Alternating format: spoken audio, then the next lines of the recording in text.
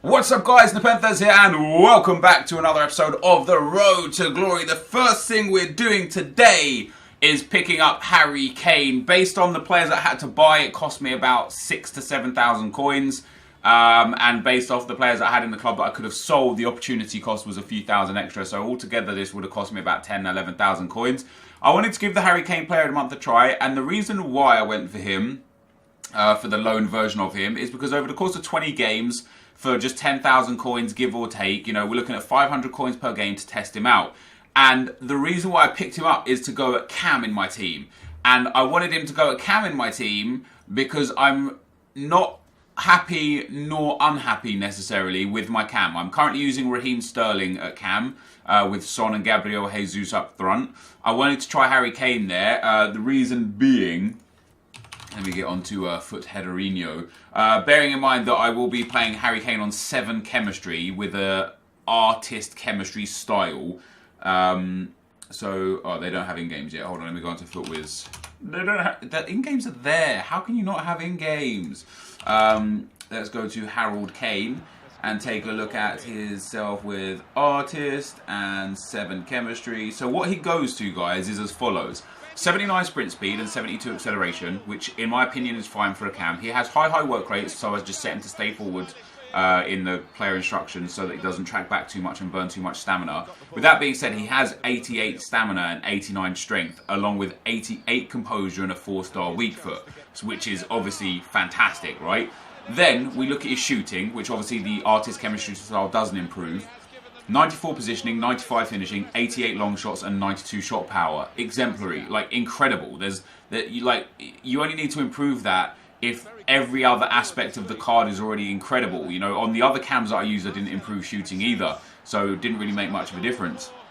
We then go to passing, and with the artist chem style, he goes to 89 vision and 87 short passing, which is massively important for those times that he does thread the ball through to the wingers or the strikers, or rather the outside, probably the full-backs actually, or the strikers. And then for his dribbling, he goes to 97 reactions, 89 dribbling, 89 ball control, 79 agility and 68 balance. But I don't use my cams to dribble all that well. What I specifically use the cams for is either long-range shots, which is why Harry Kane would be ideal, or to thread the ball through to the attackers or out wide to the wingers. So I wanted to try him out. The position modifier has him as an 89 rated cam on 7 chemistry, and if he does go up to 10 chemistry, he goes up to a 93 rated cam. So there might be some scope to put him in there, and I wanted to just try him out for the 20 games during this weekend league and see what I could do with him and see whether or not it would be worth investing in him. After my first few games that you're going to see here today, I don't know if it's worth investing in him or not, because I do really like him, but he's 300,000 coins. I don't think that's worth it. But like, bottom line is, if he was maybe 180, 200,000 coins, I probably would be convinced to go and get him. But at 300,000 coins, there's so much more we could do with 300k than get an untradeable Kane, which is obviously what we wanted to stop from last year. But I'm more than happy to have done the loan to get 20 great games out of him for just 10,000 coins. I feel like that is a really good compromise. In this first game that you see as well, guys, we went 4-0 down to some really bad defending from me. My opponent had 4 shots at the half and scored all 4 of them. I gave away a few sloppy goals, but in this year of FIFA, guys, there is no giving up. 4-0 down, I pulled it back to 4-4. I had my chances to make it 5-4. Unfortunately, in extra time, my opponent got through here. I stupidly didn't come off of ultra attacking when I pulled it back to 4-4, and that was a mistake because my team was just too aggressive, too offensive. So that was a mistake that I made in the game that allowed him in behind. But you can see there, my keeper made 3 saves to the 7 of his. And you'll see from the match stats, I controlled the game. Like, a little less possession because he was holding on to it at 4-0 and 5-4. But 17 shots, 12 on target to his 8 and 8. He ended up putting 5 goals away and I only 4.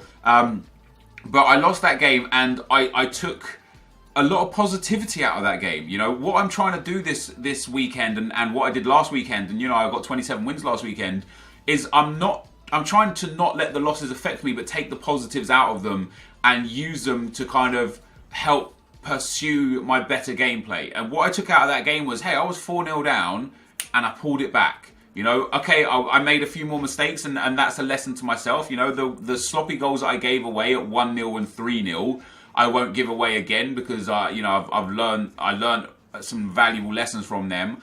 And then I also learned in that game that, hey, when you pull it back to level playing field, just go back to balanced or even defensive. Just see out a nice little period of time, find your feet back in the game, and then go from there. So yeah, sure, I lost that 5-4.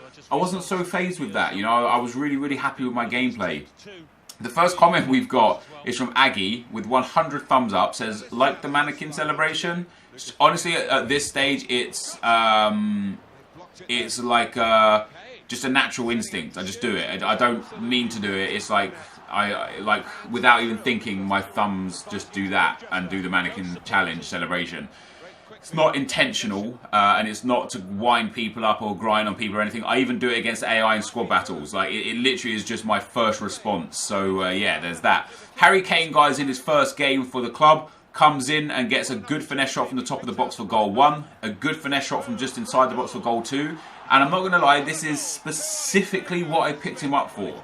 Getting those great shot opportunities in at the top of the box. He's got 4-star weak foot and incredible shooting, so even on his weak foot, he's still going to be able to bang them in, no problem at all. He eventually does complete his hat-trick too. Heung-min Son plays it into Sessegnon here. Sessegnon gets into a bit of space, into Gabriel Jesus, back to Sessegnon, into Harry Kane. The strength to hold off the midfielder, and a great finish to the bottom corner to make it 3-0. My opponent decided to rage quit at that point. Purple Patrick says, Nep, I got a bronze pack from Daily Objectives and a Melbourne City player sold it for 9k. Bronze pack OP. Dude, bronze pack right now is great. I've made already this year in FIFA at least 150 to 200,000 coins from the bronze pack method. It's great. I really, really enjoy it.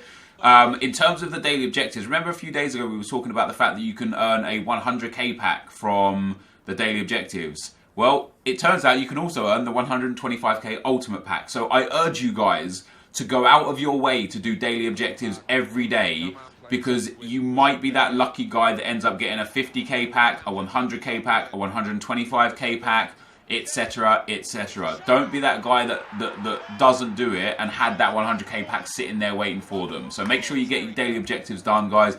They're generally really easy. The ones that people get bored of that they don't want to do is, for example, score 3 goals with a Russian league player, right? And I understand that can be quite tedious. Dudes, just go and put a Russian league player in your squad. Go and play the AI Team of the Week challenge. Put it on beginner. Get the goals. Sit there for the rest of the game and do it. Use it. Earn it. Because you never know when you're going to get something awesome. Connor Wheeler says, somebody should tell him it's Rui Costa, not Deco. You know why I kept referencing Deco? Because I bought Deco on my main account the same day. And so my mental image is, oh, it's Portuguese. And then because I have Deco on the brain, it like Deco just falls out. I apologise if that upset anyone, but I know it's Rui Costa, not Deco. Jaden Dow says, Nep, do you recommend keeping homegrown players for things like SBCs? For example, German players in the Bundesliga and French players in League One. And there was another comment that also goes into the answer of this comment, and that is from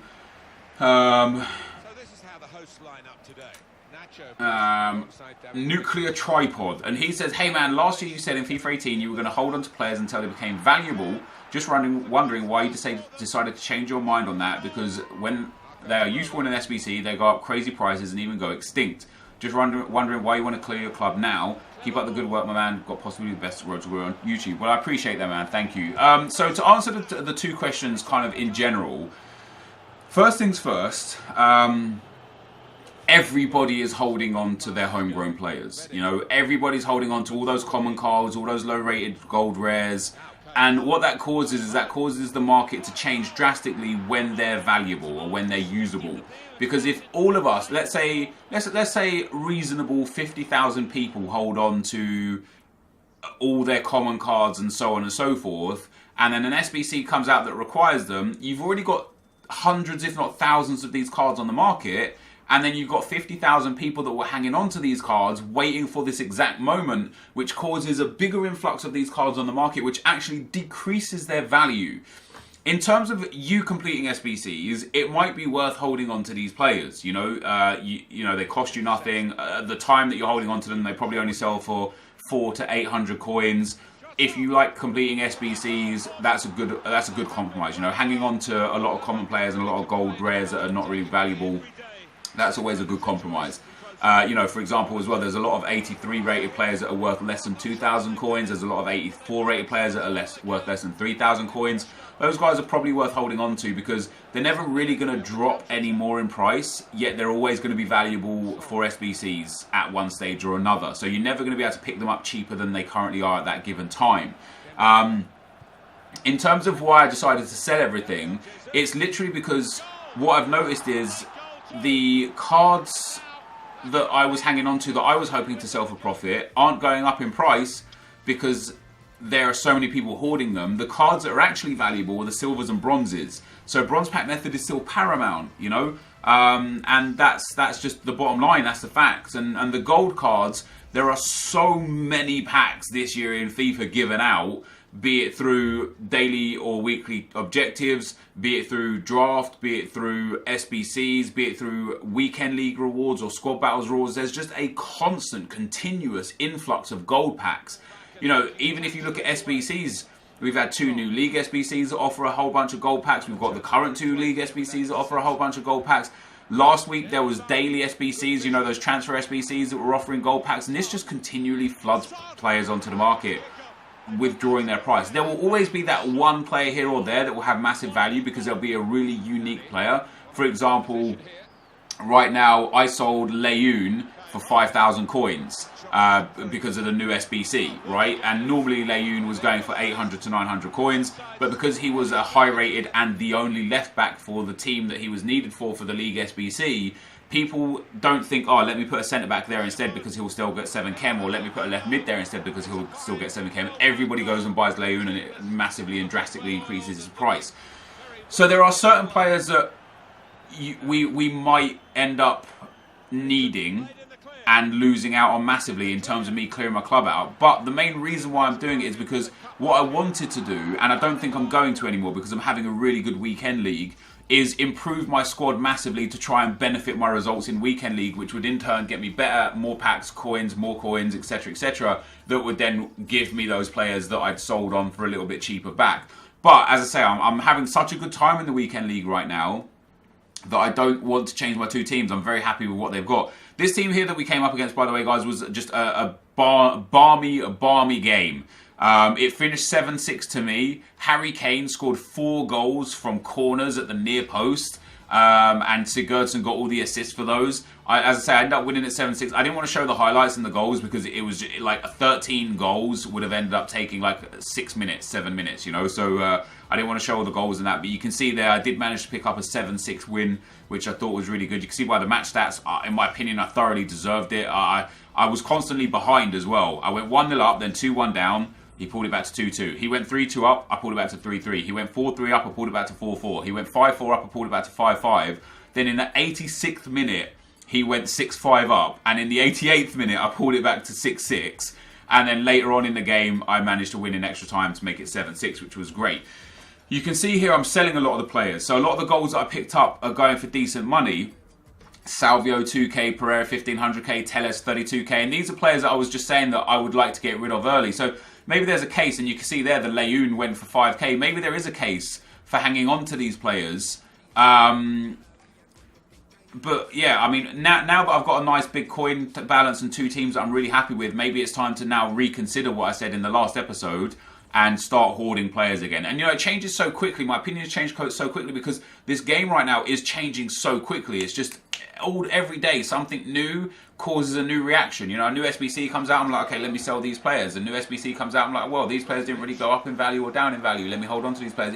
It changes so quickly and so often that what I'm saying today will probably not be what I'm saying tomorrow. And that's not me trying to contradict myself, and it's not me trying to mislead you guys. It's literally me changing my opinions based on the different things that happen on a day-to-day basis within the game. And that's where we are with that. So next is from Ed TLG. Says, hey, do you think that any of the prime icons are actually worth it in your opinion? As right now on Footbin, the prices are Rui Costa 466, Marco Overmars 450, Del Piero 1.1 million. And the simple answer is, dude, no. They are not worth it. You know, 1 million coins for an untradeable Del Piero, who's not even that much better than his, in my opinion, actually not better at all than his 90 rated who is about 1.5 million and tradable, I don't think it's worth it. Yep, I know you get some packs back, and in those packs you might end up getting something really, really good. But the bottom line is, Rui Costa at 466, there are already better players on the game that are cheaper. Probably one of the players that is cheaper. Now, obviously you have to take into consideration position, links, etc, etc. But someone like Marco Reus is probably as good as, if not better, than Rui Costa. When you look at Marco Reus, he has 2 more pace, 6 more shooting, 4 less passing, which isn't too different, 3 less dribbling, and then of course a lot less physical. So Rui Costa has heavy physical extras. But they're very similar cards, and of course Marco Reus is mad cheap and tradable, and Rui Costa is untradeable, you know, not mad cheap, but 140, 150 compared to this 450 to 500k of Rui Costa. I know what you get out of Rui Costa is links and a good card, but what I think you'll find is the more Prime Icon SBCs that get put out, the cheaper and cheaper the less desirable Prime Icons become, because people just won't want to build them. But the sad part is that the Prime Icons have very generic challenges, and that might cause a problem when a good Prime Icon comes out. You know, when someone like a Ronaldo or a Maradona comes out, or an Henry or a Hullet or a Mateus or a Ferdinand or a Roberto Carlos, that's when we're really going to see the true cost of these Prime Icons. Because, you know, for Rui Costa, you need... let me flip the cards here. For Rui Costa, you need, like, the Benfica team will never really change much, despite, you know, in spite of what SBCs come out. It's 2 informs, an 81 rated squad, 3 Benfica players. Problem solved. The Calcio A team as well will always be pretty generic and easy to make. 1 Fiorentina player, 1 Milan player, 10 Calcio A players, and 82 rated squad. That'll be attainable and achievable over time. The Portuguese squad the same. 5 Portuguese players, 82 rated squad, no problem at all. Having a Ronaldo or a Maradona or an Henry won't change those. But the 83, 84, 85 and 86 rated squads, the same with Del Piero, the 84, 85, 86, 87 rated squads, those are the ones that are going to absolutely balloon in price if and when a big Prime Icon comes out. Because let's say that Ronaldo comes out and you're required an 88, an 89 and a 90 rated squad, that's just going to massively inflate the price of the low rated players that you can use, or the lower rated players that were usable in the 84, 85 and 86 rated squads that people need to put in those big squads. So it's a very interesting conundrum where until the next ones come out and we can understand what that's going to do to the overall cost of these Prime Icons, I only think that until the next one comes out, I think they're going to gradually decline in price. You know, the want for them isn't huge, the demand is low, the supply will continue to be thrown out, their price will go down. It's when the next one comes out that will be interesting to see how the market reacts then. At the current stage, I'd say don't get them. They're not worth it. There's better players out on the market that you could just buy and then sell if you need to. Go and get their loans if you're desperate to use them. You know, you can get the loans for Costa and Overmars at 10k each, and the loan for Del Piero at like 14k. Go do that. You know, you'll probably have a nice 20 games with them and be like, oh, that was a good experience. Didn't cost me much, and I'm over it. You know. So that's kind of where I am with that. Now, guys, this is our last Foot Champs game of the day. I end up 12-1 after my 13 games, my first 13, and EA have extended the weekend league. So Saturday I'm going to play 7 games, which is today that you're watching this video, and take myself to 20 games. Sunday I'll play 10, Monday I'll play 10. And because I'm in a good spot, 12-1, I'm very, very hopeful that I can get elite this week. I know I will bottle it. You know, we've seen it time and time again. I've had really positive starts constantly. Even last week I was 12-3 last week, so I'm not too dissimilar to where I am now. And I still only finished on 27 wins. So I'm 12-1 now. I would like to be able to get myself up to elite this week. It would be a nice accomplishment for me on week 2 to say, hey, week 2 on a road to glory Foot Champs, and I already made it into into an elite area, which is good, and then I can progress on from there. Worst case scenario, I would like to hope that I can get gold 1 again. I need 13 more wins from my last 27 games. I need less than a 50% win rate. Now, before we get out of here, I'm not going to answer any more of the comments because I want to I want to talk about what I'm doing here, and that is the start of the Quincy Promes SBC. For me personally, that Quincy Promes SBC looks incredible. For some reason, it's reading as incredibly cheaper on PlayStation than it is on Xbox. According to Footbin, it's 183 on PlayStation and 262 on Xbox. If that's the truth, I'm benefiting here because 183,000 all out, not considering you get 22.5k back, and I already have quite a lot of the players, and you get all those packs back, I might be able to do this for next to no money. And that Quincy Promes card looks insane. So what I'm going to do over the next 2 or 3 days is try and pick up every team for less than 10k total, or around the 10k total mark. There's 16 teams in total. If I can get them for around 10k or less, it will cost me 160,000 coins overall. And then we'll get all the good stuff back and that Quincy Promes card. And the reason why I want that Quincy Promes card is because his stats are unreal. When you look at Rui Costa and then Quincy Promes, I think Promes is better. If I can get a quick compare in here before the video runs out of time, then I will. And you can see the first couple of teams didn't cost me hardly anything. A few players I had to pay like 1.2 or 1.4k for, but generally speaking, I didn't have to pay that much coins for. So when you look at Quincy Promes compared to Rui Costa, Promes has 6 more pace, same dribbling, 6 more shooting, 6 less physical and 4 less passing, but is generally an incredible player who would obviously come on as a super sub, but as a super sub, I think he would be very, very big. You know, even, you know, like what I'm doing with Kane, where he's on 7 chem, Promes would come on with 5 chemistry. I would apply something like an artist chem style to Quincy Promes, so whereas the artist bomb, artist there, yeah, I mean, that's great. You know, he goes up to a 94 rated cam, which is insane. And on the 5 chemistry, if he came on as a sub, he still is an 89 rated cam. I like that, and I like the look of that card. This, though, guys, is going to be the end of the video for today. If you did enjoy it, be sure to leave a like, rating, comment, and subscribe to my channel if you haven't already. But for now, guys, I'm out. Peace.